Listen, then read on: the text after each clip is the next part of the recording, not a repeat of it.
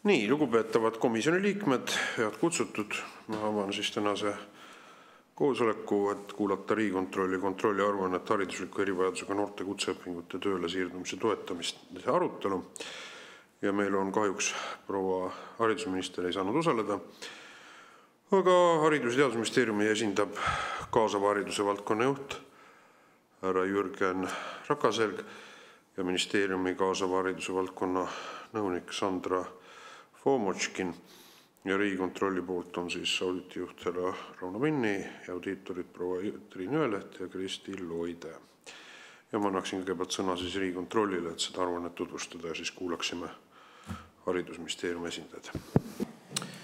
Tere ja aitäh! Räägime täna siis haridusliku erivajadustega noorte kutseõpingute tööle siirdumise toetamisest. Panen kohe ka slaidiprogrammi ette.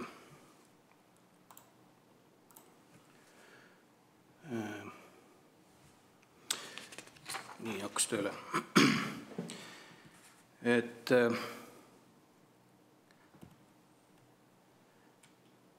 Auditi eesmärgiks oli vaadata, kas õigusaktides ette nähtud tugiteenused on kutseõppuritele tagatud ja teiseks, kas toetatakse ka tööle siirdumist.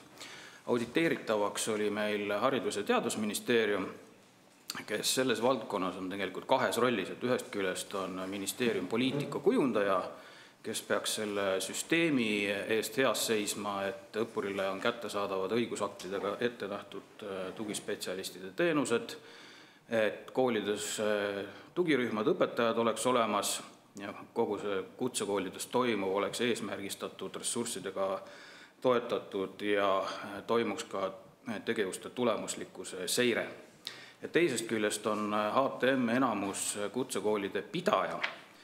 Nii et vaatasime, mis siis kutsekoolides endis toimub, et kas seal märgatakse õigel ajal õppuri toevajadust, kas asjakohased tugimeetmed on pakutud, neid võimaldatakse, kas toevajadus ja see, mida siis õppurid on saanud, on ka dokumenteeritud ja kuidas siis tööle siirdumist toetatakse, et kas võimaldatakse praktikat, töökohapõhist õpet ja toetatakse karjääriplaanide koostamist.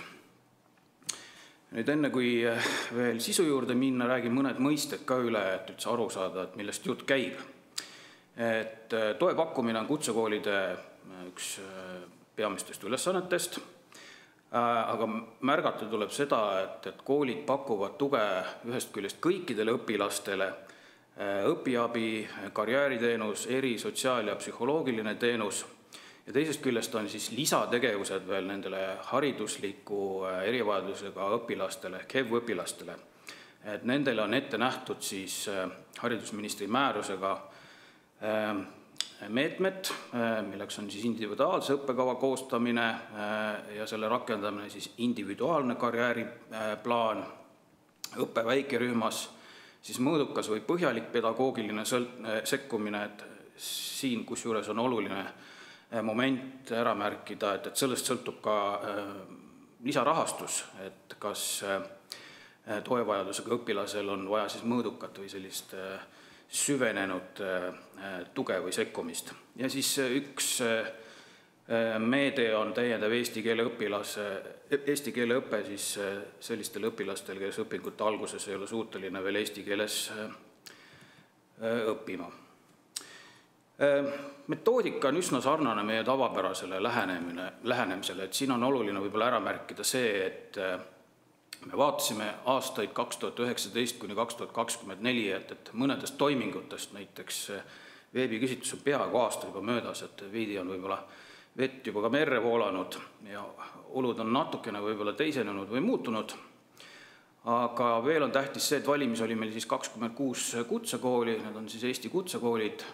Eestis on veel üks erakool ka, seda me ei kaasanud, me vaatasime riigi- ja munitsipaalkoole, millest siis 24 on HTM-i hallatud koolid ja 2 on munitsipaalkoolid, üks Tallinnas, teine Tartus. Vaatasime neid koole, kus on võimalik õppida 2. kuni 4. taseme õppekava järgi, ehk siis 2. ja 3. on sellised kutseõppetasemed, kus on võimalik omandada kas siis lihttöölise või sellised lihtsamaid ameteid ja 4. tasemel juba sellised võrdlemisi keerukaid ameteid ja on võimalik omandada ka siis keskharidus, kui õpilane õpib kutsekeskhariduse suunal. Aga jah, registriandmed, dokumendi analüüs, intervjuud ja siin töös me tegime ka sellise ülesande läbi, et vaatasime, kas inimestel on kättesaadav teave selle kohta, et mida koolides õpetatakse ja kuidas see on kättesaadav siis inimestele, kes vajavad just erivajadusega õpilastele mõeldud teavet. Ja siis hariduslik erivajadusega õpilane on selline inimene, kelle kohta on ka tuvastatud, et ta vajab täiendavat tuge õppeprotsessis, et see on ka oluline mõiste selles mõttes, et lisaks nendele, kes on nüüd selle nii-öelda märkega kuskil registris, on terve rida selliseid inimesi, kes vajavad ajutiselt võib-olla tuge. Ehk siis näiteks õpiraskused või käitumisraskused, need võivad olla sellised asjad, kus sul on aeg-ajalt tuge vaja ja kool peab olema selleks valmis. Siis valdkonna tutvustamiseks veel nii palju, et sellel perioodil, mida me vaatasime, oli kutsekoolides siis kokku sõltuvalt aastast, kas suurusjärgus 19 kuni 21 000 õpilast, siis üks tõdemus on see, et HEV-õpilaste osakaal on sellel perioodil siis kasvanud 7-lt 13-ni ehk peaaegu siis kahekordistunud. Ja neid õpilasi meie vaatlusperioodil oli ligi 4600 ja need peamised siis erivajadusest, millest jutt käib, on püsivad õpiraskused, see oli kõige enam ette tulnud erivajadus, siis emotsionaalsed või käitumisraskused, siis ka intellektipuue, aga siis sellised vähem või väiksema osakaaluga rühmad on kas nägemispuue või kuulmispuue või on siis tegu liikumispuudega või terviseseisundiga, aga ka kindlasti tuleb ära mainida, et see õpinguteks alustamiseks ebapiisav eesti keele oskus on ka hariduslik erivajadusmääruse kohaselt. Siis liigume ka sisu juurde, mida me siis oma uurimistöö tulemusena teada saime. Leidsime, et hariduslik erivajadus võib koolides märkamata jääda. Sellel on paar põhjust.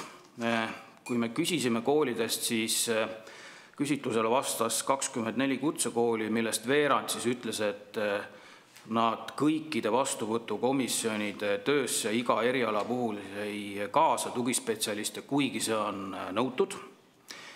Siis kui juba õpilane on koolis, siis on ka kooli huvi, et võimalikult varakult see erivajadus oleks teada ja saaks õpilasega tegelema hakata, aga me nägime, et tugispetsialiste kaasatakse ka nüüd erivajaduse tuvastamisse üsna ebaühtlaselt ja selgus näiteks, et 2 koolis ei ole tugirühma üldse moodustatud, see tugirühm on siis, koosnebki tugispetsialistidest, seal võib olla ka õpilase vahetu õpetaja kaasatud ja nende moodustamine on ka ette nähtud, see on kohustuslik, et 2 koolis ei olnud neid tugirühmasid ja teiseks siis seal, kus nad olemas olid, siis võis tugirühma koosseis olla üsna erinev ja polnud nüüd päris kindel, et seal oli just see tugispetsialist olemas, et seal võis olla nagu teise ameti esindajaid.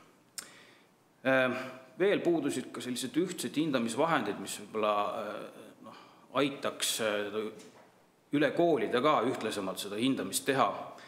Ja see tähendabki, et metoodilises lähenemises võib-olla ei ole sellist ühetaolist lähenemist piisavalt olnud. Edasi,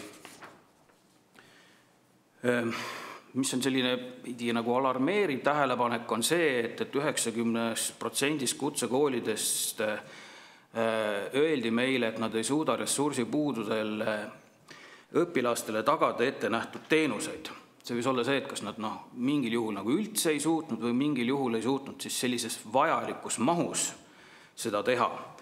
Ja üks selline peamine mõju või põhjus on seal see, et koolides on tugispetsialiste üsna laialdaselt puudus, et ei ole psühholooge, ei ole eri- ja sotsiaalpedagooge. Ja kui me küsisime seda, et teil on õigus ka seda teenust sisse osta koole, kui ei ole võimalik palgal hoida seda erinevatel põhjustel, kas ei ole spetsialisti või ei ole ressurssi selleks, et kas te olete siis kaasanud väliseid spetsialiste, siis selgus, et seda on üsna vähesel määral tehtud, ainult paaris koolis.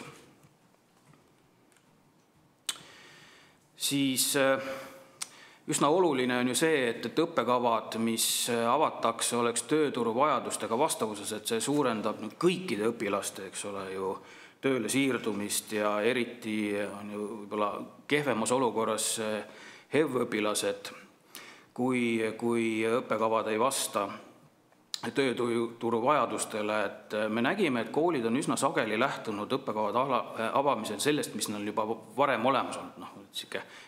Inglise keeles on see sõna path dependency ehk siis rajasõltuvus, et nad teevad seda, millega nad harjuvad tegema, millega neil on soodsam tegeleda, et kooli tehakse kas või täiendkoolituse pakkumine on üks kõige lihtsam variant ja erivajadustega õpilastele ju toe pakkumine on kulukas, et seetõttu see teema on tähtis.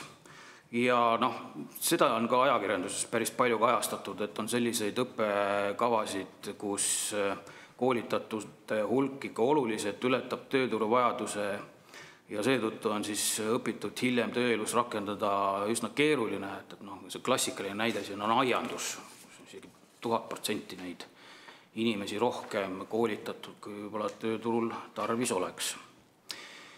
Siis erinevaid meetmeid on selleks, et toetada õppureid tööle siirdumisel, aga me nägime, et kui see tööle siirdumine eeldab ka teiste osapoolte kaasamist, olgu see siis haridus- või sotsiaalsüsteemist või töötukassa hoopis, siis nende erinevate institutsioonide koostöö ei ole nii heal tasemel, see info ei liigu nii hästi, et õppurid saaks kvaliteetset individuaalset karjääriplaanid, et nad leiaks praktikabaasid, nad saaksid töökohapõhist õpet, et kas või lihtne näide, et õpilased ei pruugi teadagi, et kui neil on vähenenud töövõime, siis nad võivad töötukassa poole pöörduda, et lasta seda hinnata ja siis saada sealt ka mingisuguseid teenuseid, et taolised asjad võiksid olla paremini korraldatud. Siis üks oluline teema veel on siis rahastamine. Et kui gümnaasiumides on HEV-õpilaste eest eraldatav toetusraha seotud õpetajate ja tugispetsialiste palkadega, mis siis aasta-aastalt on suurenenud, siis kutseõppes ei ole aastast 2019 olukord muutunud. Mis tähendab, et rahastamine ei ole siis tegelike kulude kasvuga kaasas käinud ja see on üks põhjus, miks ei ole koolidel ka võimalusi neid tugiteenuseid vajalikus mahus pakkuda. Ja teine küsimus on see, et miks selline ebavõrdsus on siis näiteks gümnaasiumis õppiva erivajadusega õpilase või siis kutsekoolis õppiva erivajadusega õpilase vahel, et selline erisus ei ole põhjendatud. Siis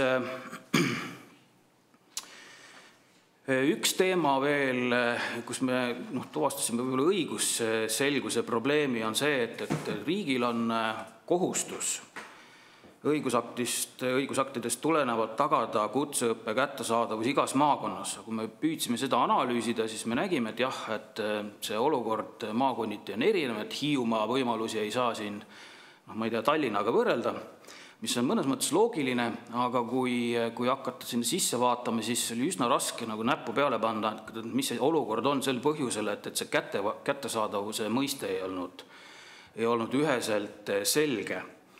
Et me tegime lihtsalt ka ettepaneku, et see defineerida selgemalt ära, et mida see tähendab. Ehk siis mõnes mõttes on täitsa loogiline ka selline olukord, et on teatud spetsialiseerumine, et Ida-Virumaal on rohkem tööstuse õpet võimalik saada, Lõuna-Eestis metsandust ja põllumajandust ja siis Lääne-Eestis Saaremaal paadiehitust. See on loogiline, aga siis tuleks see läbi mõelda, et kuidas see üles ehitada, et mis see hea tasakaal selle kättesaadavuse ja spetsialiseerumise vahel võib näiteks tähendada. Nii, ja juba jõudsin ka soovituste juurde, et see oli meie üks soovitus, et see läbi mõelda, see kättesaadavuse tahk. Aga kui me räägime tugisüsteemide kvaliteedist ja kättesaadavusest, siis muidugi oleks vaja tagada, et kutsekoolide lõikes teenuste kättesaadavus oleks ikkagi ühetaoliselt hea.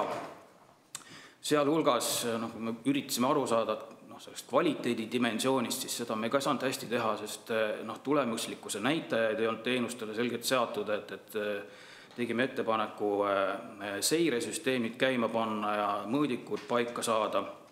Siis muidugi, kui me räägime vastuvõtuprotsessist ja seal on nõutud, et tugispetsialistid oleks kaasatud, siis nad peaksid tõesti ka olema kaasatud. Siis kui vaadata õppekavade ja tööturu kooskõla plokki, siis haridusministeerium juba on ka asunud andma koolidele täpsemaid suuniseid selles osas, et millistes õppekavarühmades ja õppevormides tuleks vastuvõttu vähendada ja millistes suurendada, et vastavus tööjõuturu vajadustega oleks parem.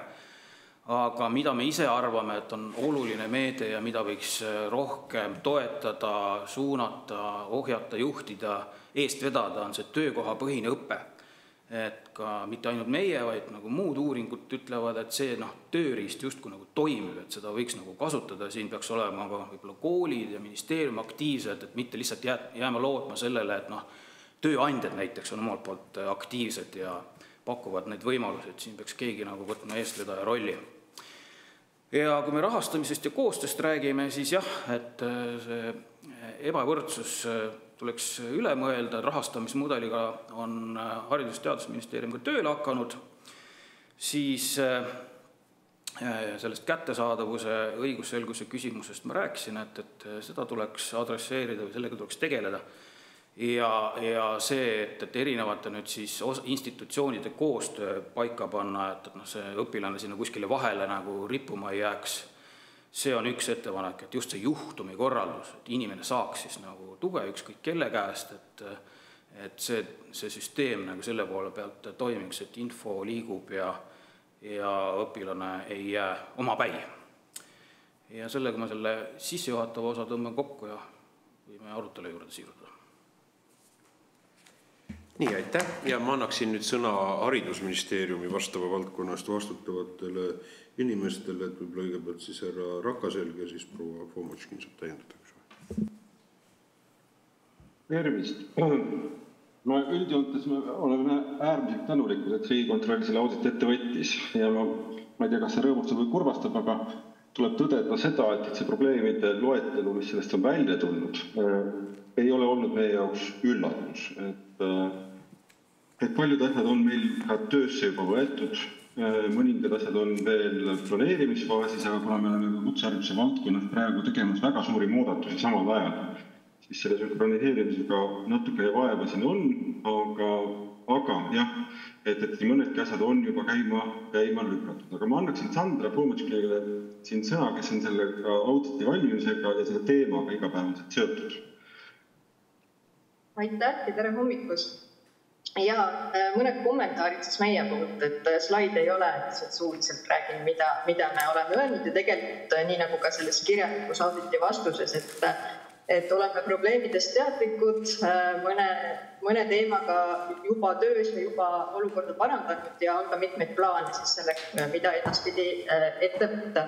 Kõigepealt ma tahaksin seda täpsustada, et puudutab nüüd seda haridusliku erivajadustega õpilaste arvu kasvu, siis seda kasvu on vedanud ennekõike just need õppijad, kelle eesti keele oskus ei ole piisav selleks, et õpingutega alustada. Ehk siis just nende õpilaste arv on viimastel aastatel oluliselt kasvanud, et kui me vaatame ülejäänud hariduslikke erivajadusi, siis seal see kasv ei ole olnud nii märkimisväärne.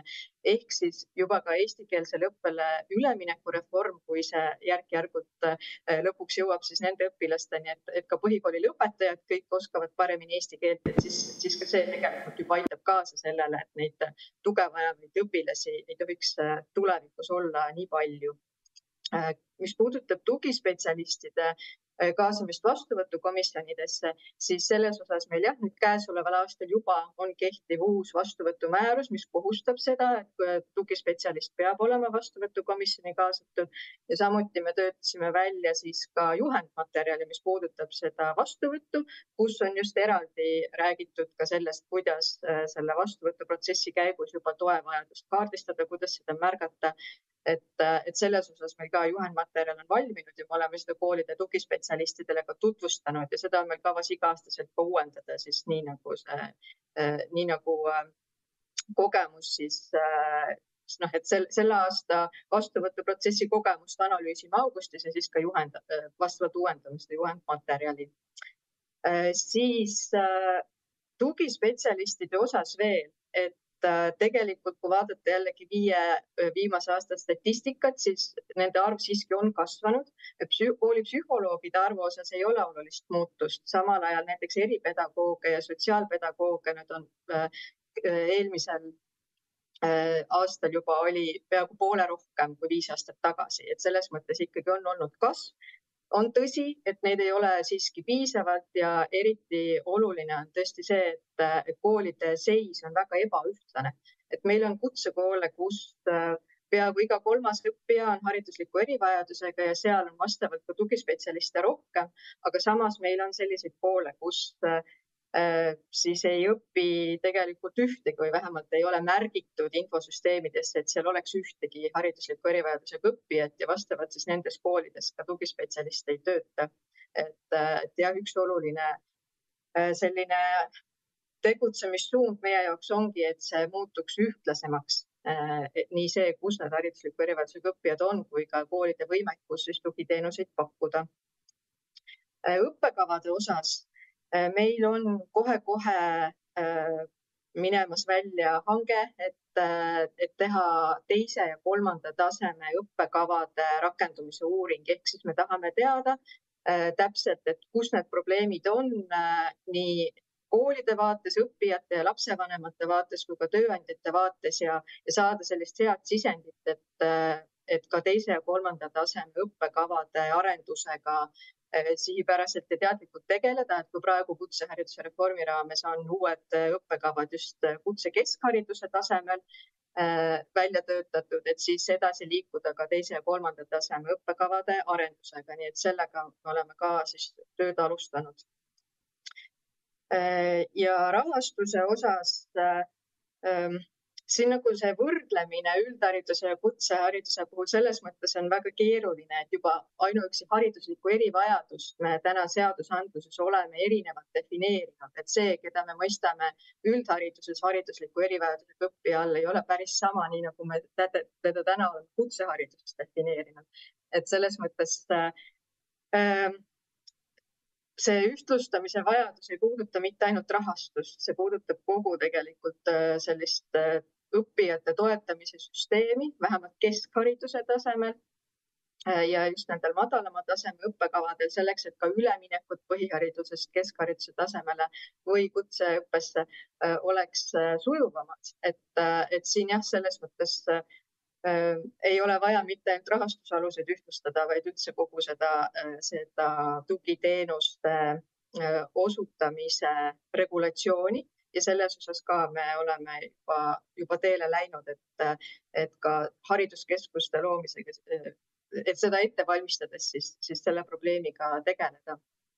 Ja lõpetuseks veel mõni sõna ka selle töökohapõhise õppe osas, et meie vaade on küll selline, et koolide valmisolek töökohapõhise õppe pakkumiseks on olemas. Koostöö soov on väga suur selleks, et saaks pakkuda töökohapõhist õpet madalama taseme õppekavadel, aga probleemiks on just ikkagi see tööandjate pool, kelle puhul erivajadusega inimeste tööle võtmise valmisolek ei ole võib-olla alati selles kohas, kus ta võiks olla, et tööandjad on rohkem valmis tegema koostööd just kõrgema taseme õppekavadele, aga kui asi puudutab erivajadusega õppijat, et siis nagu on keeruline. Nii et see on kindlasti üks koht, kus me peame tähelepanu suunama, aga tegema seda tõesti koostöös Sotsiaalministeeriumi ja ka tööturupoliitika eestvedajatega, et siin ei ole ainult meil üksinda lõpuni võimalik seda probleemi lahendada. Aga need siis kiired kommentaarid, hea meelega oleme valmis küsimustele vastama. Aitäh, kas Riigikontroll soovib nii-öelda peegelduse repliiki? Veidi. Üks mõte, mis siit korra läbi jooksis, aga mida tahaks rõhutada üle, on see, et miks see teema on üldse aktuaalne ja miks see toevajaduse pakkumine on oluline, et süsteemid toimiks. Meil on ju Eestis plaan tõsta kooli kohustuslik iga. Ehk siis kui nüüd õpilane peab 18. eluaastani koolis käima, siis see, et tal mõnikord on vaja tuge või tal on kogu aeg tuge vaja, muutub palju olulisemaks teemaks, kui ta võib-olla natuke tagasi oli. Seda esiteks. Ja teiseks ma juba märkisin ka, et see tegelik tegevus või toetuse vajajaid või palju rohkem, eks ole, et meil on haridusliku erivajadusega noored ja siis meil on need, kes vahete vahel vajavad mingit tuge. Ja selles suhtes haridusministeeriumil endal ka plaan üldse see märke kohustus ära kaotada, ehk siis me ei peakski hakkama eristama, vaid peamegi vaatama inimest ja mõtlema tema abivajadusele. Et see suund, ma arvan, päris loogiline ja õige, aga see lihtsalt tähendab, et sul peavad olema ikka head inimesed, kellega seda tööd teha, sul peavad olema head süsteemid, et inimesed kukuks sellest toevõrgust läbi. Aitäh. Aitäh, proua Inge Rainen. Ja aitäh Riigikontrollile tõesti seda teemat nii põhjalikult käsitlemast. Mul on küsimus või ettepanek haridusministeeriumile, et hetkel just lapsed siis valivad endale neid õppekohti ja uskuge, see on peredele väga keeruline teema. Et kas te saaksite palun paluda, et need koolid kirjutaksid siis oma tingimustesse juba, et neil ei ole tegelikult seda tuge. Et kui põhikoolis on tagatud mingisugune abi ja ütleme, et siis kohalikul tasemel või siis need sotsiaaltöötajad on tundnud seda peret või toetanud kuidagi pidi, siis tihtipeale me näeme, et kui nad lähevad õppima, et siis nad jäävad suht üksi. Ja et võib-olla oleks hästi aus välja öelda, et meil puudub logopeed, meil puudub psühholoog või et meil neid teenuseid ei ole pakkuda jätkuvalt. Et siis teaks pere või siis vähem muidugi laps ise, aga et teha seda otsust, et millise kooli kasub siis otsustada. Ma kommenteerin korraks siia, et see võib tunduda hea mõttena, samal ajal me ei tahaks kuidagi seda teed minna, sest olgem ausad, et need toevajadusega õpilasi on hästi erinevaid, see maailm on hästi kirju ja jõuda selle punktini, kus me saamegi tunnistada, et mõni kool ütleb selgelt välja, et tal ei ole seda toe pakkumise võimekust ja ta ei kavatse ka seda luua, tundub mulle ka üsna küüniline, et me tahaksime ikkagi pigem, kuigi see oleks aus, ma olen täitsa nõus sellega, et ausalt tunnistada seda ja meie jaoks on murekoht ongi see, kui mõned koolijuhid ütlevadki seda, et sõltumata sellest, et me oleme mingit tellimust suurendanud või juhtinud nendel tähelepanu sellele, et neil oleks vaja seda tuge pakkuda, on teatanud üsna ühemõtteliselt, et nad ei kavatsegi selle sihtrühmaga tegelema hakata, mis on ilmselt meie maja ja juhtimise küsimus kindlasti. Asutuse juhtidele meelde tuletada nende ülesandeid ja ka riigi vastutus selles küsimuses. Et me tahaksime tõesti seda paremaks muuta, et see pilt läheks kenamaks ja ka ausamaks, et me näeme, nii nagu siin alguses oli ka juttu, oli nii-öelda rajasõltuvusest. Ma isegi ütleksin seda niimoodi, et meil on ka pakkumises nii-öelda selliseid ekspressiivseid lahendusi, mis on justkui lahendused, aga tegelikkuses ei vasta inimeste vajadustele. Et sellised nii-öelda ilusad keebid, mille taha võitu poetakse, et meil on selline õpperühm olemas, aga kas ta tegelikult üldse vastab tööturu vajadustele, kas ta vastab õpilase vajadusele, kas selle raames midagi pakutakse, on iseasi. Ja seda me näeme ka, et nendes koolides, kus seda tõsiselt võetakse ja südamega asja juures ollakse, on tihedad konkursid. Et see on meie mure, tahaksime sellega väga intensiivselt tegeleda ja pigem oleme me seda meelt, et me ei tahaks anda sellist lätku, et meil tekivad mingisugused koolid, kes ei paku tuge, sest see kohustus jääb ja kui me vaatame erivajaduste olemust, siis tõepoolest selle ulatus on hästi suur ja seda öelda, et meil ei oleks üheski kutsekoolis ei ole erivajadusega või toevajadusega õpilast, see oleks väga keeruline. Et ka need, kes täna ei ole seda märkinud tegelikult, see on lihtsalt nagu tegelikkusest olukorrast mööda vaatamine, et peame sinna sisse kindlasti vaatama, kui keegi deklareerib, et ei ole. Me näeme üldhariduses seda, et meil on mingisugusel ajahetkel toevajadusega õpilasi umbes veerand õpilastest.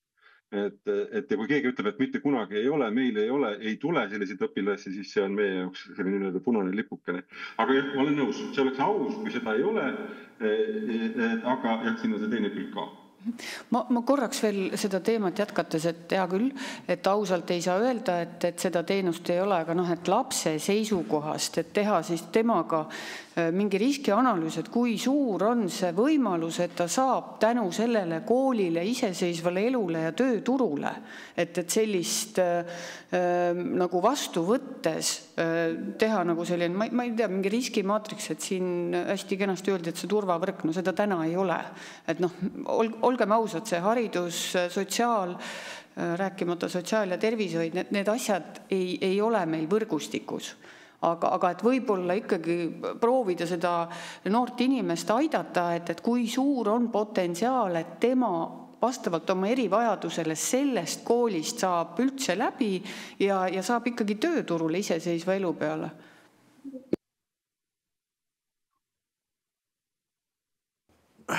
Nii, kas soovib ministeerium proua Ingeraineni repliigile vastata?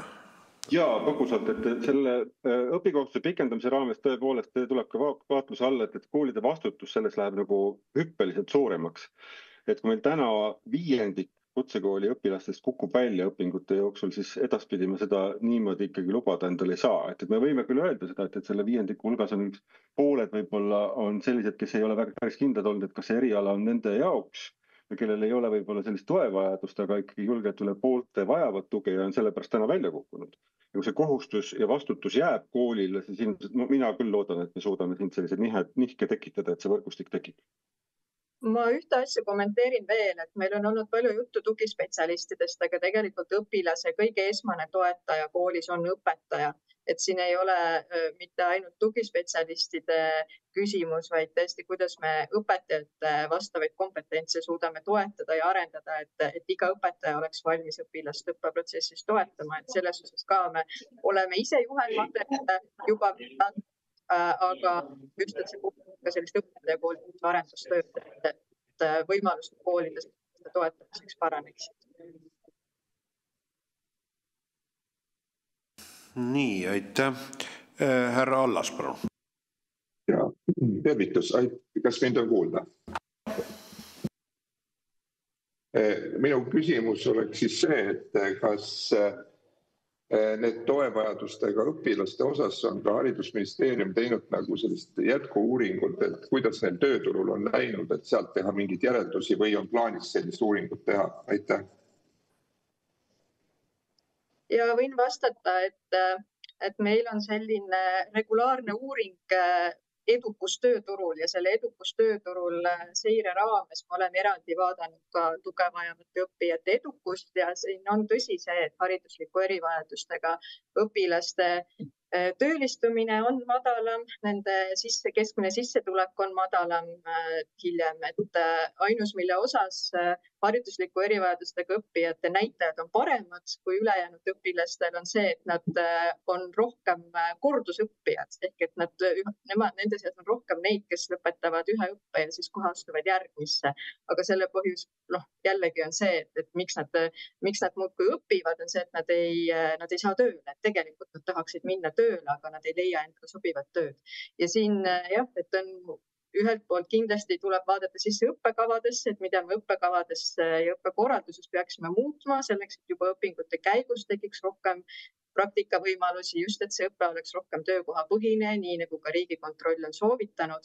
Aga nagu öeldud, siis siin on hästi oluline pool ka tööandjatel ja võimalik, et ka sotsiaalteenustel, sest et kõik erivajadusega inimesed ei ole võimelised pärast kooli lõpetamist ikkagi ilma toeta tööturul jätkama, et võimalik, et siin on ka selliseid tööturu ja sotsiaalmeetmeid vaja kõrvale selleks, et nad saaksid üldse rakendada või tööandjad saaksid nendele siis seda vajalikku tuge pakkuda. Härra Vinnil on replik. Paari momenti me oma aruandes siiski vaatasime, et mõned tõendid, mis kohe pähe kargavad, on see, et kui me vaatasime 2. ja 3. kutseõppe tasandil tööle siirdumist ja rakendumist tööjõuturul, siis 46% teise tasandi õppuritest ja 40% 3. tasandi õppuritest ei olnud päevagi töötanud. Nüüd on hästi oluline märkus, et see puudutas kogu nagu seda rühma, et seal nagu haridusliku erivajadusega ja nii-öelda jutumärkides tavaõpilased siis ei eristunud oluliselt omavahel. Kus aga vahe sisse tuli see, et kui kindel see töökoht oli sellel lõpetajal siis mingi hetk pärast tööle siirdumist, et seal tuli vahe sisse ja seal haridusliku erivajadusega õpilased kas töötasid vähem aega või töötasid neid juppe nagu rohkem ala, et siin rekordid olid ikkagi sadadest tulenud sellest, et keegi lihtsalt sõitis võib-olla Wolti või Bolti, eks ole, et seal tehakse neid palju, et ühesõnaga see töökoha kindlus oli neil väiksem, kes olid koolis olnud haridusliku erivajaduse märkega. Aitäh. Nii, proua Ingerain. Ja, ma tahaks küsida, et võib-olla isegi Riigikontrolli käest, et keda te näete, et kes võiks olla see juhtumi korraldaja? Et kes selle lapse võtab oma vastutus alla, et ma tööandja suhtes ma ei oska nagu kokku viia, et kuidas nagu tööandja saab selle lapse kätte ja mis ajal. Aga mis te arvate? Seni, kuni ta õpib kutsekoolis, siis on see kutsekooli esindaja. Kui ta läheb tööturule ja ühesõnaga ta on valmis minema tööturule, oletame, et on siis töötu, siis on kohalik omavalitsus, sotsiaaltöötaja. Nii, mul on omal küsimus haridusministeeriumist härra Rakaselg. 10 aastat tagasi oli Eesti Euroopa Liidus noorte tööpuuduselt tagantpoolt 6. Eelmise aasta andmetel me oleme eestpoolt 4. Noorte tööpuudus Statistikaameti andmetel on viimase 4 aastaga kasvanud üle 2 korra. Härra Rakaselg, mis on haridusministeeriumi vaade sellele? Kas see on parem registreerimine või ütleme siis mingi loogikas, on see inimkäitumise muutumine või milles seisneb see niisugune järsk noorte tööpuuduse tõus, kus me oleme nendest traditsioonilistest kõrge noorte tööpuudusega riikidest nagu Hispaania nõnda jõudnud juba ette? Jaa, seda küsimust me tegelikult arutasime eile ka sotsiaalkomisjonis, et milles see tõus tingitud on ja üks hästi oluline vaade sellele on ka see, mida tõi omavalitsuste liidu juht välja, et me oleme selles mõttes nagu äraspidises olukorras, et need noored ise, kes selles töötusstaatuses on, ei näe selles olevat mingisugust muret. Et see on üks oluline kultuuriline muutus, mis on tekkinud, et meie siin tunneme muret selle üle, aga noored ise enamasti ei tunne selle üle muret. Ja see passiivsus, mis on tekkinud, seda on raske öelda või näppu peale panna, et kus see muutus on tekkinud. Need kohad, mida me saame juhtida, me kindlasti tahame seda juhtida, me näeme ka seda, et näiteks põhikoolist edasi minejate õpingutega või tööle minejate hulk hiilivad väikeste hulkade kaupa iga aastaga on kasvanud 20 õpilase võrra ja see on selline hästi muret tekitav trend. Katkestajate hulk tegelikult nii põhikoolis kui ka kutsehariduses kui ka gümnaasiumis on tegelikult üsna stabiilne, üsna sama, mitte et me võiksime sellega kuidagi rahul olla. Aga kus see nagu tegelik põhjus on väga raske öelda. Seesama, et me pakume võib-olla tõesti nagu liiga head ja turvalist elamist ja kodus olemist, see on kindlasti üks komponent. Selle juures, et meil ei olegi nagu väga suurt vajadust, noored ei näe ise selles väga suurt probleemi, võtavad kergekäelisemalt vaheaastaid või mis tahes arenguaastaid ja siis lükkub kõik see nii-öelda aktiivne elu kuidagi kaugemasse tulevikku. Muret tekitav nähtust on. Selle jaoks tegelikult on meil ka see õpikohustuse pikendamine ju ellu kutsutud, et nügida, sikutada, motiveerida, aga jällegi, kui see noor ise tunnetab olukorda sellisena, et kõik on väga hästi, tal on toit laua peal, vanemad katavad ja saab elada pika aja veel vanematega koos, see on kultuuriline muutus, mis on tekkinud. Et raske öelda konkreetset asja, aga ilmselt on mitmest erinevast asjast koos. Mul on küsimus nüüd Riigikontrollile. Tähendab, haridusministeeriumi esindaja ja ma ei taha nüüd sõnu suhu panna, aga ma sain aru, et see väga järsk kasv protsentuaalselt haridusliku erivajadustega kutsetaseme laste kaalu üks põhjuseid on eesti keelele ülemineku puhul, kus siis haridusliku erivajadusena seda registreeritakse. Samas, kui ma vaatan Riigikontrolli raportit lehekülg 8, siin on nenditud, et see on tegelikult ikkagi põhiküsimused erivajadusena on õpiraskused, emotsionaalsed ja käitumisraskused, intellektipuue, ja siin on vähesel määral on üle jäänud.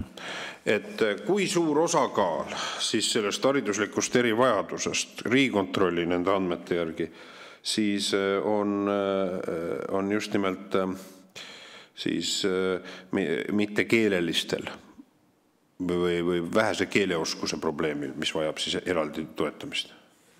Ja see on nendest andmetest, mida kogutakse Haridus- ja Teadusministeeriumis, sealt on väga raske nagu vahet teha, et mis on, et kas see eesti keele mitteoskamine on aluseks ka sellele, et sul on püsivad õpiraskused.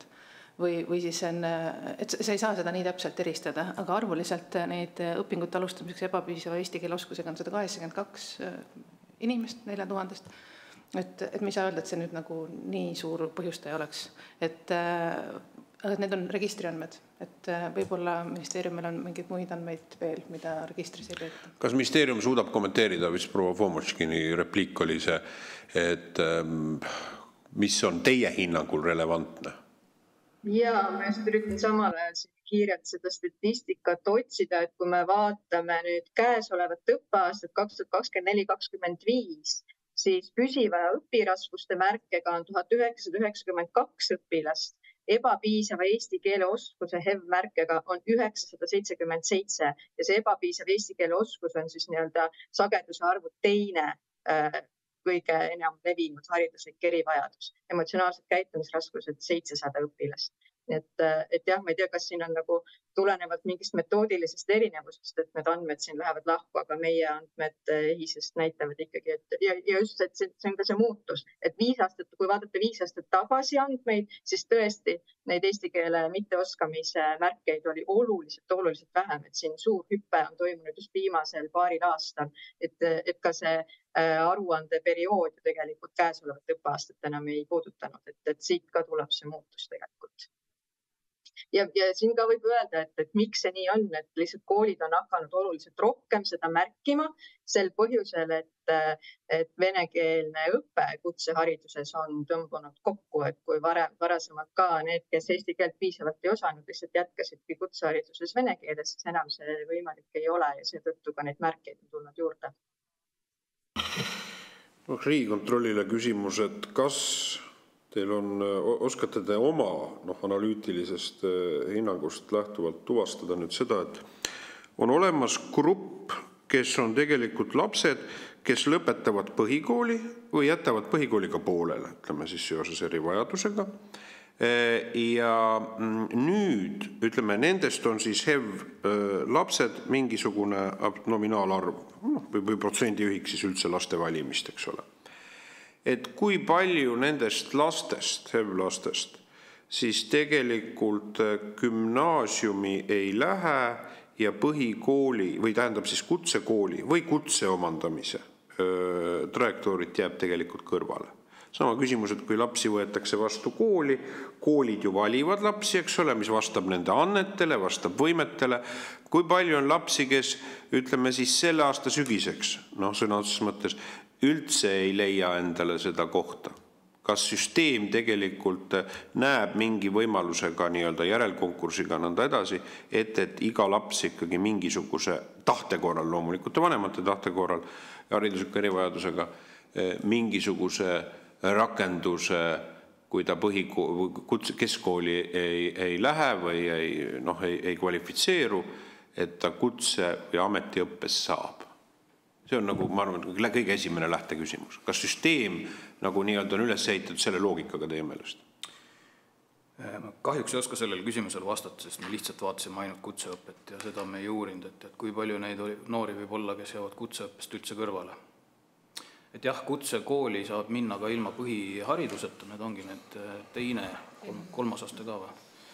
Et saab nagu minna, aga me seda ei vaadanud, et kui palju võiks sellest süsteemist üldse nagu kõrvale jääda neid inimesi. Praegu, mis värske info on see, et praegu on sisseastumisperiood, siin Astangu kutserehabilitatsioonikeskus on levitanud infot, et nende sisseastumise konkurss on oluliselt suurem kui varasematel aastatel, mis näitab, et kohti on puudu. Et peast öeldes neil on 86 kohta sellistele noortele pakkuda, kellel on ka võib-olla keerulisemad juhtumid veel. Konkurss oli üle 200, põhjus on see, et on tõmmatud ka Tallinnas võib-olla neid õppekavasid kokku, kus sa saadki nagu teisel, kolmandal astmel õppida. Ja see lihtsalt on üks nagu fakt, mis nagu näitab seda, et see konkurss sellisele nagu, vajadus on nagu väga suur ja praegu on nagu see 86 kohta versus üle 200 taotluse on päris suur probleem. Nende noorte jaoks võib-olla, kelle jaoks on siis küsimus, aga kuhu ma siis lähen õppima. Võib-olla oskab Haridus- ja Teadusministeerium täpsemalt kommenteerida. Ja, mina saan vastata ka sellele küsimusele, et kui palju neid on, et kui vaadata näiteks eelmise õppeaasta lõpetanud, et kui palju nendest siis õpinguid ei jätkanud, et see oli siis umbes 5% põhikooli lõpetajatest ja arvuliselt, kui me vaatame kõiki õppekavasid kokku, ehk siis nii riiklikku kui ka lihtsustatud õppekavade lõpetajaid, et siis arvuliselt circa selline 800 noort, kes ei jätkanud. Nende hulgas kindlasti on ka neid, kes ei jätkanud lihtsalt seetõttu, et nad soovisidki otse liikuda tööturule ja kuna kohustust ju ei ole, õpikohustus on põhihariduse omandamise nimel praegu, et siis lihtsalt seetõttu nad ei jätkanud. Aga kindlasti nende hulgas on palju ka neid, kes ei jätkanud seetõttu, et nad ei leidnud endale sobivat õppimisvõimalust. Ja kui vaadata, kes need õpilased on oma profiilid, kes ei jätkanud, siis nende hulgas on proportsionaalselt üleesindatud venekeelsetest koolidest tulnud õppijad, ehk et arvuliselt peaaegu sama palju on neid venekeelsete koolide lõpetajaid kui eestikeelsete koolide lõpetajaid, kes ei jätkanud. Ja on üleesindatud ka siis just nimelt haridusliku erivajadusega õppijad. Et tõepoolest eriti, kui me räägime näiteks lihtsustatud õppe, toimetuleku õppe lõpetajatest, siis nendest ikkagi see osakaal, kes ei jätkanud, on väga suur. Mis me oleme teinud või tegemas, esiteks õppimiskohustuse reformiga seoses laienevad põhikooli järgselt lisaõppe võimalused. Et lisaõppe on selline just nimelt haridusliku erivajadustega õpilastele suunatud võimalus, et kui õpilane on põhikooli lõpetanud, aga tegelikult ta ei ole sotsiaalselt veel küps või oma erivajadusest tulenevalt ta ei ole tegelikult valmis veel järgmisele haridustasemele edasisse õppesse liikuma, siis oma põhikooli juures saab talle pakkuda veel ühte lisaõppeaastat just nende sotsiaalsete oskuste parandamiseks selleks, et ta oleks valmis edasi liikuma. Ja kui seni see lisaõpe on olnud koolipidaja võimalus, et koolipidaja soovi korral võib seda pakkuda, mis praktikas on tähendanud seda, et seda lisaõpet on pakkunud enne kõike riigi erikoolid, seal kus ongi tõhustatud eritoe õpilastele suunatud koolid ja üsna vähesel määral. Siis nüüd selles põhikooli ja gümnaasiumiseaduse muudatustes, mis 1. septembril jõustuvad, see muutub kohustuseks juhul, kui õpilane seda vajab. Ehk et see ei ole enam koolipidaja valik, kas ma pakun seda lisaõpet või mitte, vaid kui õpilane vajab ja lapsevanem selle vastava avalduse esitab, et ta võiks 1 aasta veel õppida seal põhikooli juures just selles lisaõppes, siis peab seda talle pakkuma. Et see on esiteks üks selline lahendusmeede. Teiseks muidugi ettevalmistav õpe.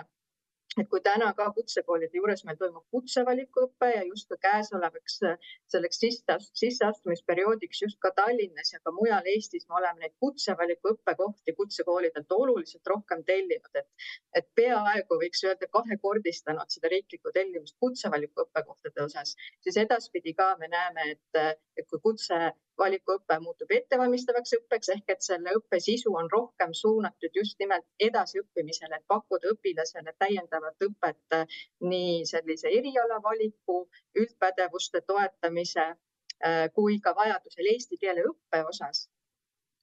Et siis ka see on üks selline koht, mis aitab kõiki põhikooli lõpetajaid, kes ei leia mingil põhjusel omale kohta, kelle edasiõppimine on takistatud, et nad saavad liikuda sinna ettevalmistavasse õppesse, kõrvaldada need nii-öelda takistused või aidata järgi neid oskusi, mis jäävad puudu, et nad saaksid edasi õppida ja seejärel siis liikuda edasi juba kas kutseõppesse või gümnaasiumisse. Et see on selline lühiülevaade nendest meetmetest. Väikse kommentaari veel siia lisan, et kui küsimus oli siin Tallinnas ja Astangu juures ka, et me Tallinnas samamoodi oleme seda tellimust suurendanud ja tegelikult see tellimus on suurem kui nende õpilaste hulk, kes võiks sinna asuda. Aga mis nagu Astangu puhul eristub, on tõepoolest see, et Astangu on hästi tugeva kaubamärgina ja hästi tuntud tegija sellel turul. Ja see on hästi populaarne, et see surve on sinna suur ja neid teisi võimalusi nii palju ei nähta, ei otsita. Ja see on tegelikult ka meie töölaual olev küsimus, et kuidas see need pakkumised, mis on olemas, et teha nendele lapsevanematele lastele kättesaadavamaks, kui nad täna on. Kas on sama Astangu, kes võtab vastu ja kus on tihe konkurss, et ka tema saaks jagada seda informatsiooni, kus on veel need rühmad tegelikult olemas ja mida veel võiks otsida. Et see ei ole täna olnud väga hästi nagu välja pakkumisel, et sellega ka tegeleme. Kui see number oli, et aastas üks 800 last aasta käigust, siis ütleme nii, aga eks ta on kumuleeruvad, mingi grupp on jäänud ka varasematel aastal, aga hästi võtame jooksva aasta käigu, jääb põhihariduse järgselt jääb kõrvale. Tõsi küll, siin on mingisugune hulka, siis on, kes on enne põhihariduse omandamist, ütleme siis välja kukkunud.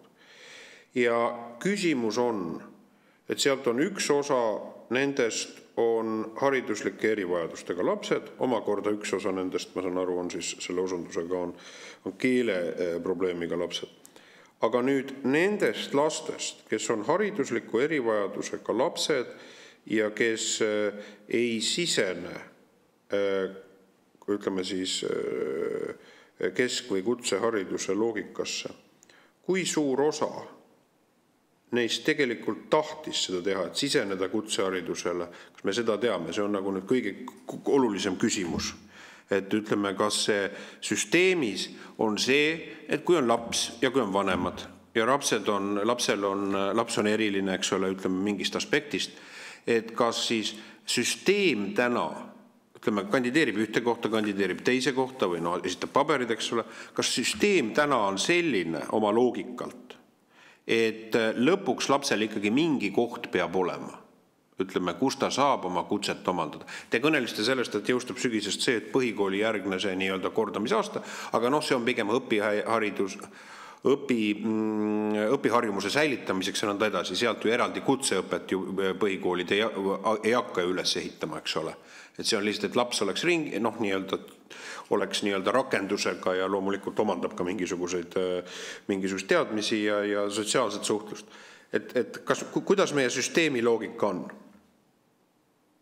Täna sellist teadmist selgelt ei ole, kes on jäänud kõrvale just nimelt sel põhjusel, et ei soovinudki edasi õppida või kes siis ei õppinud sellepärast, et ei leidnud sobivat kohta. Küll aga jällegi see õpikohustuse tõstmisega järgmise aasta vastuvõtt toimub kõik keskselt ühtse infosüsteemi kaudu, sisseastumise infosüsteemi kaudu ja sealt tekib meil ka selge ülevaade ja pidev seire sellest, et kui see vastuvõtuperiood saab läbi, et kes on need, kes tegelikult ei leidnud endale kohta ja see on just see koht, kus siis nüüd riik tagab kõikidele nendele õpilastele koha ettevalmistavas õppes ja koostöös siis kohalike omavalitsustega, kohalik omavalitsus on see, kes peab tegelikult tagama, et kõik need õpilased, kes on tema elanikud ja kellel on õpikohustus, et nad päriselt ka siis selles õppes osaleks. Nii et riigi ja kohaliku omavalitsuse koostöös järgmise kevadel lõpetajate puhul me juba peame selle tagama, et kõikidel oleks koht. Aga ma küsin nüüd sellele, mida Riigikontroll tähelepanu juhtis, tõsi küll ütlemata, mis mudel nagu mõistlikum on nüüd tegelikult selle kutsehariduse ruumiline kättesaadavus. See sõltub ka peredest, see sõltub ka lapse, eks ole, niimoodi siis võimalustest ja suutlikkusest, et ütleme, see haridusliku erivajadusega laste, ütleme siis ruumiline haridusvõimalus, mis neile pakutakse, kas see tegelikult siis on täna kõigis maakondades? Ja loomulikult seda võib öelda, et see sõltub haridusliku erivajaduse tüübist, eks ole, aga kuidas see nii-öelda ruumiline võrk meil praegu on? Mis loogikas te seda üles ehitate, et kas te seda ruumilist dimensiooni arvestate? Ja kui arvestate, et siis mis on seatud eesmärgiks, on see siis, ma ei tea, 100 kilomeetri distantsit, kui ütleme niisugusi rõngas perimeetreid tõmmata sirkliga riigis või mis see nagu nii-öelda miinimumsihi tase on?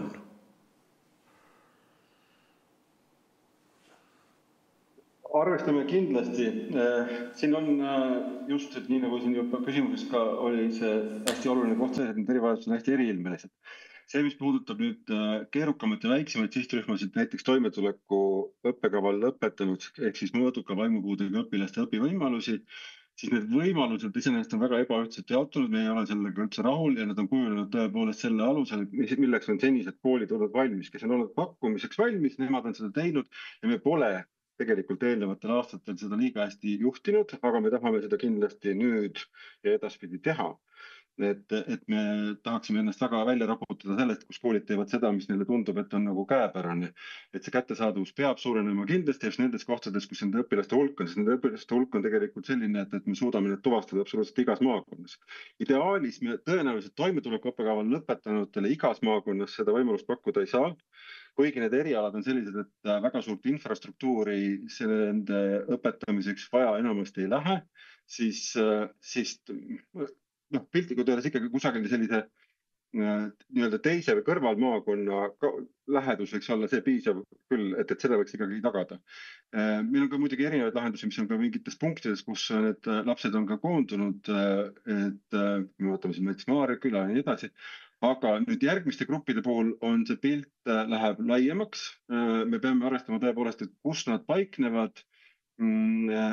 Ideaalis võiks olla küll niimoodi, et näiteks me võtame need õpiraskused või ka tähelepanuhäired, muud asjad, mis on väga levinud ja julgeks öelda, et nad dimensionaalse häirena on, et enamik õpilasi puudutavad küsimused, siis see võiks olla kõikides kutseharidusasutustes see võimekus olemas. Täna ta tõepoolest kahjuks ei ole. Aga just need keerukamad lood võiksid tõesti olla sellised nii-öelda kõrvalmaakond võiks olla nii-öelda maksimumpiir, mis võiks olla kättesaadav. Ja seal on veel teine teema, et on ka see erialane küsimus, et millega me oleme ka kokku puutunud, et sihtrühmad on kurtnud seda, et see koht võib mul siin samas lähedal ju olla, aga kui ikkagi laps ütleb, et tema selle teemaga ei taha absoluutselt abipagari erialale mitte mingil juhul minna, teda see üldse ei huvita ja meil seda võimekust kuskil mujal nagu teises teemas ei ole, nagu siin juttu oli, paadiehitus Saaremaal ja nii edasi, siis päris kõik erialased ilmselt niimoodi pakkuda ei saa, peame vaatama ka tööturu võimekust sinna juurde, aga lühike vastus on see, et kusagil nii-öelda kõrvalmaakond võiks olla selline nii-öelda maksimumpiir, kuhu võiks minna. Nii, aga mul on küsimus siin ka lõpetuseks haridusministeeriumile. Kas haridusministeerium on nõus Riigikontrolli baasjäreldusega, mis selles auditis on formuleeritud? Sellest nii-öelda ma niimoodi sealt tekstist ega teie vastustest seda ei kuulnud. Kas te võtate omaks? Me võtame omaks. Loomulikult võtame omaks. Nii et te võtate omaks selle, et haridusministeerium praegu rikub seadust, et ei osuta vajalikku tuge õpilastele ja nõuete kohaseid tugiteenuseid ja meetmeid ei paku ja hariduslik erivajadus võib jääda märkamatu.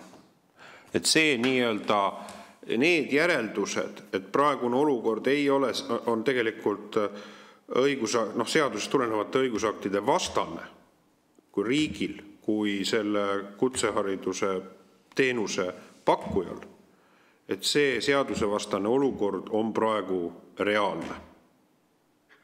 Ma pehmendaksin seda kokkuvõtet mõnevõrra ja nimelt see tõttu, et kui me võtame puhtalt juriidilises plaanis, siis tõepoolest, et me ei ole olnud oma ülesannete kõrgusel selles mõttes ja tegelikkuses kui me vaatame toevajadusega õpilasi nagu üle Eesti, siis see seis tõepoolest seadusele väga üks ühele ikkagi ei vasta.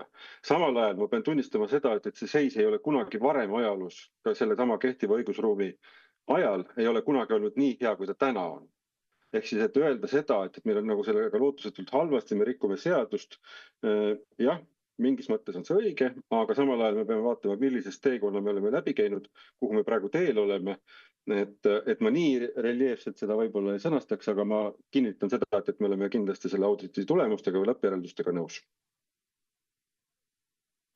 Nii, aga mis on Riigikontrolli järeldus sellest, et mis on Riigikontrolli nüüd ütleme, vaadates ära rea osundusi, mida Haridus- ja Teadusministeerium on vastanud, et tegeletakse õigusaktide muutmisega, kutsehariduse korralduse muutmisega, analüüs tuleb vist 2026. aasta esimeseks kvartaliks selle valdkonna kohta, mida osundatakse Riigikontrolli auditis. Et mis teie baaskäsitlus on, mis on see keskne järeldus, mida komisjon peaks tegema selle arutelu pinnalt ja Haridusministeeriumi vastuste pinnalt? Ma arvan, et Haridusministeerium liigub õigesse suunda tõesti.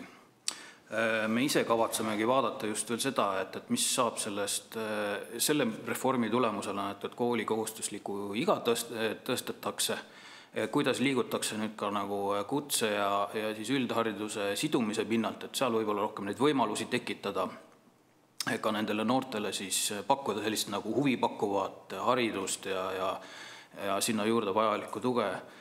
Et kas nad teevad ära lubatud analüüsid, mis on eelduseks, et siis mingid valikud või otsused nagu paremini läbi mõelda. Ja see rahastamismudel, jah, et kuidas sellega nagu liigutakse, et me veel hiljuti küsisime ministeeriumist, et äkki te saate meelega jagada seda viimast versiooni, et siis seda valmisolekut veel ei olnud, aga kindlasti tahaks ka sinna sisse vaadata, et kas seal on mingisuguseid arenguid, aga jah, lühike kokkuvõte on see, et ministeerium põhimõtteliselt liigub õiges suunas. Lihtsalt palju on veel teadmata, et elluviimises on küsimus. Nii, aga mul on lõpetuseks veel küsimus, et nüüd on see HEV-laste toetamise raha on 2 korda erinev kutsehariduse ja üldhariduse puhul. Et küllap on üldhariduses, eks ole, oma spetsiifiline loogika, mis seda nii-öelda võrreldes kutseharidusega, mis on rohkem praktilise ja võib-olla käelise tegevusega, eks ole, ja nii-öelda niisugune, aga siiski see vahe on 2-kordne, mis puudutab nüüd seda suhet ja proportsiooni.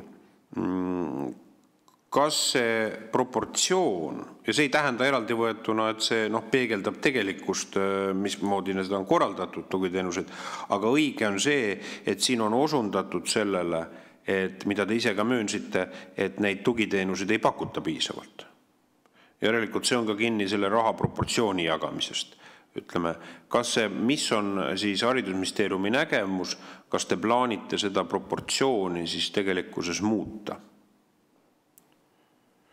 Jaa, ma saan kinnitada, et me plaanime muuta ja tegelikult juba praegu selle sama rahastusmudeli eelnõude või ettevalmistamise faasis me tõepoolest oleme seda plaaninud tõsta üldharidusega üsna lähedasele tasemele. Ja kui ma tohin küsida, mis aastast siis, et kui on plaan tõsta seda, ma ei tea, kui suur see nominaalsummas siis teeb, ilmselt on see suurusjärgus siis ma ei tea, 10 miljonit eurot, kui ma võtan nende laste arvuga 2000 korrutada 5000, jah, kuskil sellist suurusjärgus, jah. No lähim aeg saab olla järgmine aasta, ega me varasemalt seda teha ei saa, aga kuna see on praegu üsna esialgne ja kuna me oleme praegu eelarve mõttes oleme selles olukorras, kus me toimetame selle rahaga, mis meil olemas on, me peame sinna sisse nagu ära mahtuma, siis ma ei julge veel kinnitada, et see summa täpselt niimoodi paika jääb, aga sinna poole me vähemasti liigume ja üritame seda suurendada. Et jah, rahaliselt lahkemates tingimustes loomulikult me võiksime olla ka mõnevõrra lahkemad, aga kui me peame järjestama nagu kõik tingimused ja kohustused, mis meil on samal ajal, siis me peame mingi tasakaalupunkti leidma, aga ma lõplikku vastust ei julge siin veel öelda, mis see summa saab olema, aga lähim aeg on tõesti järgmine aasta. Härra Vinni repliik. Nüüd ütlen ühe täpsustuse oma kommentaarile, et mida me tahaks veel tähtsaks pidada, kui me asume jälgima, et kuidas selle meie soovituste elluviimisega läinud, et see tööle siirdumise toetamine on üks nagu sisuline tegevus, mis meie arvates on hästi tähtis, et see töötaks ja toimiks ja kust võiks olla nagu seda võitu võimalik nii-öelda saada. Et seda me peame veel tähtsaks, et see nagu oleks ka nüüd Haridusministeeriumil, nagu öeldakse tänapäeval, töölaual. No ja Jah, siin on nüüd küsimus selles, kus meil oli see esimene baasküsimus, et lapsed jäävad töötuks ja nüüd on küsimus, ja ka haridusministeeriumi esindaja möönis, et see võib olla ka mingit pidi põhjustatud ühiskondlike siis ütleme elulaadi muutustest peres ja niimoodi need õpipausid ja nõnda edasi hästi. Kindlasti see on ütleme ühiskondliku fenomenina asjaolu, kuigi ma pean tunnistama, et see hüppe on olnud väga radikaalne ütleme viimase 5 aasta jooksul, et seda ainult elulaadiliste põhjendustega seletada või enamikus. Aga küsimus on selles, et palju lapsi jääb kutse omandamisest kõrvale endast mittesõltuvalt ja palju lapsi on täna tegelikult tööturul kõrval enda vabast tahtest sõltumata põhjusel. See tähendab siis kas selle tõttu, et nad ei saanud ligi kutseharidusele või kukkusid süsteemist välja või seetõttu, et neil ei ole tööd, seetõttu, et neid ei võeta tööle. Mina viitan sellele, et meie analüüsist tuli välja, et 2. ja 3. kutseõppe tasandil siis 40–46% õpilast pole ühtegi päeva töötanud. See on ikka päris suur number, et selle teemaga võiks kuidagi rohkem tegeleda.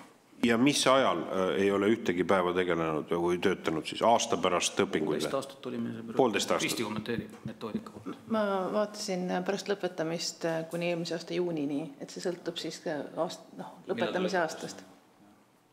Ta on erinevate aastakäikudel erinev pikkus. Me vaatasime lihtsalt kuni seisuni eelmise aasta juuni. Need, kes lõpetasid 2020, nendele vaatasime 4 aastat, need, kes 21, 3 aastat, et vaatasime nagu kogu seda pikkust.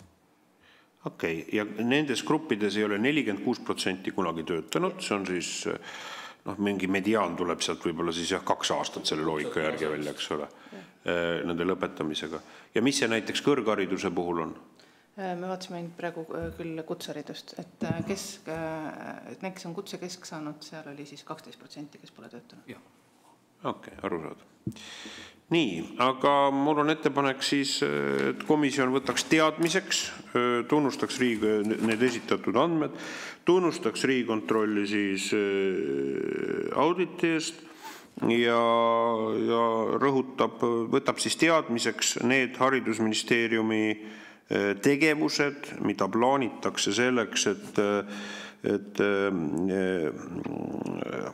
hariduslike erivajadustega lapsed tulevikus õpingutes ja tööelus saaksid hakkama ja saaksid siis ka hiljem rakenduse. Ja mul on palve tõesti, et me teeksime siis võib-olla paluksime saata siis ka kirja. Siin on mitmed tähtajad, mis on seotud järgmise aasta eelarvega, nõnda, et siis sügisel komisjonile, millised on, kuhu ollakse jõutud siis juba poole aasta vaates, võtame sellise ajalise perimeetri. Sest see teema võib erinevalt opereerida, ma olen nõus sellega haridusministeeriumi esindajate tõdemusega, et palju on tehtud nii-öelda institutsionaalselt rahastamise loogikas, aga me näeme, et numbrilised absoluuttrendid on liikunud ka vastupidises suunas. Siin on nagu niisugune paradoks meil praegu peidus. Kui komisjoni liikmed on nõus, siis võtaksime sellise järelduse ja siis ma loeksin komisjoni koosoleku lõppenuks ja aitäh kõigile osalemast.